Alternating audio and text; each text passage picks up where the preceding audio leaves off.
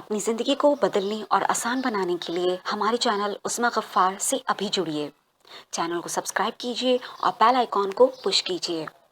अगर आपको ये वीडियो पसंद आए तो वीडियो को लाइक करें और शेयर करें, और ऐसी मज़ीद वीडियोस देखने के लिए चैनल को सब्सक्राइब करें और नई वीडियो सबसे पहले पाने के लिए बेल आइकॉन को दबाना बिल्कुल भी ना भूलें। तो देखते रहिए हमारा चैनल उस्मा गफ़्फ़ार।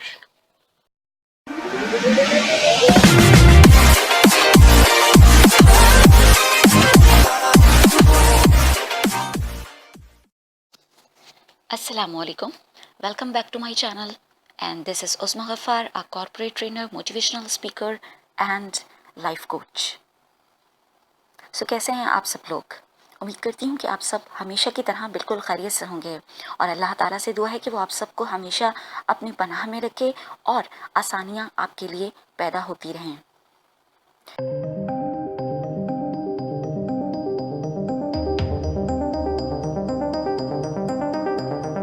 नंबर 1, ये याद रखिए कि अल्लाह अलमाइटी एक वाहिद ज़ात है जो आपके साथ दिन की रोशनी में भी है और अंधेरे में भी, जो आपके साथ लोगों के हजूम में भी है और तन्हाई में भी, जो उस वक्त भी आपके साथ है जब आपके साथ कोई नहीं, और उस वक्त भी आपके साथ है जब आपके साथ तमाम लोग आसपास मौजूद हैं, लेकिन उनकी मौजूदगी भी आपके लिए कोई मायने नहीं रखती।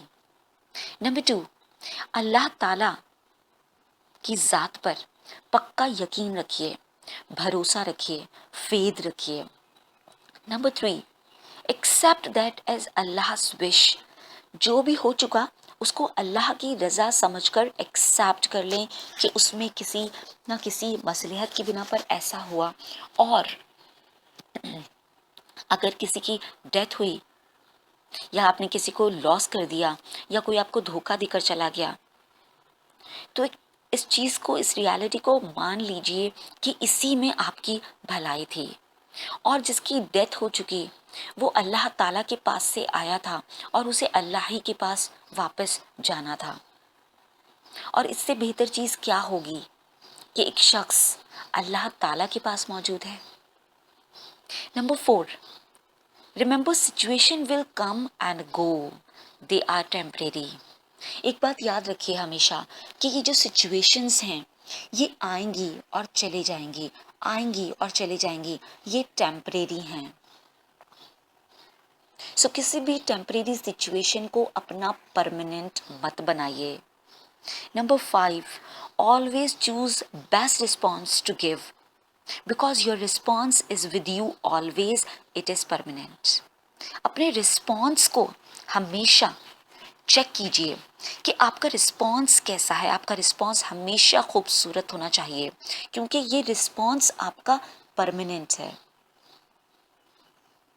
सिचुएशन कोई भी आई, आपने उसको कैसा हैंडल किया ये इम्पॉर्टेंट रखता है।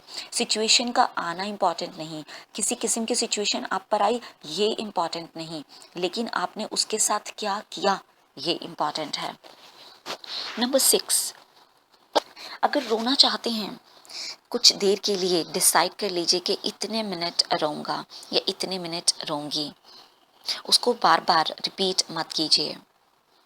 समझिए एक सिचुएशन आपके माइंड में आ गई, अब आपको वो तकलीफ़ याद आ गई और आप उस पर रोना चाहते हैं, तो आप खुद से कहेंगे कि 3 से 4 मिनट के लिए मैं रोऊंगी या 3 से 4 मिनट के लिए मैं रोऊंगा, और उसके बाद फिर वो सिचुएशन पर आप दोबारा नहीं रोएंगे। Number 7, face the situation, face the reality as it is. Reality को फेस कीजिए, खुद को बहला फुसला कर ये ना समझाएं कि सब ठीक हो जाएगा, बल्कि जो भी सिचुएशन है, जैसे फॉर एग्जांपल आपको किसी ने मोहब्बत के नाम पर धोखा देकर छोड़ दिया, आप उसका गम कब तक मनाएंगे? आप खुद से ये सवाल कीजिए कि मैं उसका गम कब तक मनाऊंगा और क्यों मनाऊं। ये सब ज़रूर क्लियर करें कि उस एक कमज़ोर शख्स की वजह से आप अपनी ज़िंदगी को बुरा क्यों बनाएं, आप अपनी ज़िंदगी को तकलीफ दे क्यों बनाएं। क्या वो ये कमज़ोर शख्स ये डिज़र्व करता है कि उसका गम मनाया जाए? क्या वो आपको याद करता है? क्या वो वाकई आपको चाहता भी था या चाहती भी थी? क्या वो आपसे वाकई मोहब्बत करती थी? ये सब सवाल आप खुद से पूछें और इनके आंसर खुद से लीजिए। किसी के पीछे अपनी लाइफ को स्पॉइल मत कीजिए। Number 8, let it go. Person हो या सिचुएशन, लेट इट गो। जो हो गया, जैसा हो गया, जाने दीजिए। पकड़ कर रखना किसी भी तरह आपके फायदे में नहीं। Number 9, if someone angry with you, send blessings by repeating these words. He or she is a peaceful and loveful soul. I love him, her. She loves me. यानी अगर कोई शख्स आपसे नाराज है तो आप उसको दुआओं के जरिए से ब्लेसिंग्स भेजें, या तो उसके लिए दुआएं कीजिए, या फिर इन वर्ड्स को रिपीटेडली उस शख्स तक भेजिए। यानी ये आपके अच्छे वर्ड्स, आपकी अच्छी थॉट्स उस शख्स तक पहुंचेंगी एज अ वाइब्रेशन। और वो क्या अल्फाज हैं? ही और she is a peaceful and loveful soul. I love her, she loves me. जो भी शख्स है, आपकी बहन है, भाई है, या किसी और रिश्ते में है, अंकल आंटी हैं, आपसे नाराज हैं, तो आप उनका नाम लेके भी ऐसा बोल सकते हैं। Number 10, ask from you a question. जिसका भी पहले भी जिक्र किया कि मैं एक ही जोक पर बार बार हंस सकती हूँ। अगर नहीं तो मैं एक ही तकलीफ पर बार बार क्यों रोता हूँ, बार बार क्यों रोती हूँ। Number 11, focus on qualities of others rather than their weaknesses. लोगों की खूबियों पर नजर रखिए, उनकी खामियों से नजर हटा लीजिए।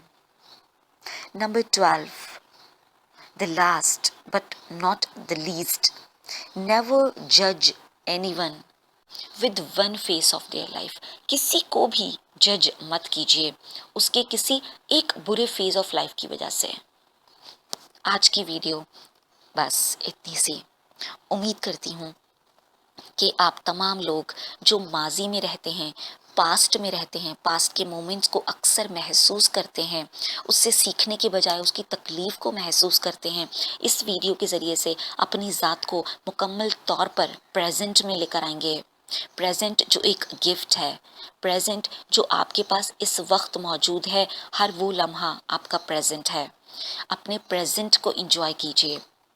पास्ट की दी हुई चीज़ों को किस तरह से भूलना है और भूलना क्यों ज़रूरी है, इस वीडियो में जो आपको बताया गया उसके ज़रिए से अपनी ज़िंदगी को आसान ज़रूर बनाइए।